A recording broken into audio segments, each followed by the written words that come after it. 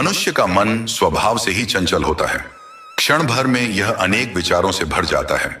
कहा भी गया है कि मन को काबू करना आसान नहीं है।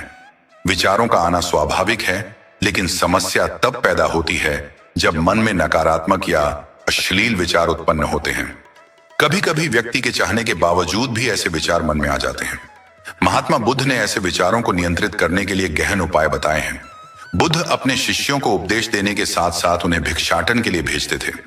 एक बार उन्होंने अपने शिष्य भरत को भिक्षा के लिए एक श्राविका के घर भेजा। भरत, जो पूर्व में एक राजकुमार थे, रास्ते भर सोचते रहे कि उन्हें भिक्षा में क्या मिलेगा। राजमहल में पले बढ़े भरत को स्वादिष्ट भोजन की आदत थी, लेकिन आज उन्हें जो भी मिले उसे स्वीकार करना था। श्राविका के घर पहुंचकर भरत ने भिक्षा मांगी। श्राविका ने उन्हें बैठने के लिए कहा और भोजन की तैयारी करने भीतर चली गई। इस दौरान भरत के मन में फिर भोजन को लेकर विचार उमड़ने लगे। जब श्राविका भोजन लेकर आई तो भरत चकित रह गए, क्योंकि उन्हें अपने पसंदीदा पकवान परोसे गए थे। भोजन करते हुए भरत सोचने लगे कि महल में भोजन के बाद आराम की सुविधा थी, लेकिन आज उन्हें तपती धूप में आश्रम लौटना होगा। भोजन के बाद श्राविका ने भरत को आराम करने का आग्रह किया। भरत यह सोचकर प्रसन्न हुए कि आज उनके मन की सारी इच्छाएं पूरी हो रही हैं। आराम करते हुए भी भरत सोचने लगे कि रोज ऐसा अवसर नहीं मिलेगा। जब भरत उठने लगे तो श्राविका ने कहा, आप जब तक चाहें यहां ठहर सकते हैं। भरत चौंक गए। उन्होंने श्राविका से पूछा, क्या आप मेरे मन को पढ़ सकती हैं? श्राविका ने मुस्कुराते हुए कहा, हाँ, मैं मन पढ़ सकती हूं। यह सरल नहीं था, लेकिन मैंने अपने विचारों को देखना और नियंत्रित करना सीखा।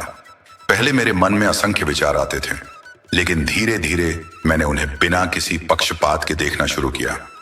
धीरे धीरे विचारों की संख्या कम होती गई और व्यर्थ के विचार समाप्त हो गए। तभी से मैं दूसरों के मन को भी पढ़ सकती हूं। भरत ये सुनकर घबरा गए। उन्हें स्मरण हुआ कि उनके मन में अश्लील विचार भी आए थे। उन्हें लगा कि श्राविका ने यह सब जान लिया होगा। लज्जा से भरत आश्रम लौटे और बुद्ध के सामने सारी बात स्वीकार कर ली। बुद्ध ने भरत को धैर्यपूर्वक सुना और कहा, अगले 7 दिनों तक तुम उसी श्राविका के घर भिक्षा लेने जाओगे, लेकिन इस बार पूरे होश में रहना। ध्यान रखना कि तुम्हारे मन में कौन कौन से विचार उठते हैं और कौन सी वासनाएं जन्म लेती हैं। अगले दिन भरत भिक्षा के लिए निकले। इस बार वे पूरे रास्ते अपने चित्त को सजग और जागृत रखते हुए चले। श्राविका के घर पहुंचकर उन्होंने भिक्षा मांगी। आज उनके मन में न कोई वासना उठी, न ही कोई नकारात्मक विचार आया।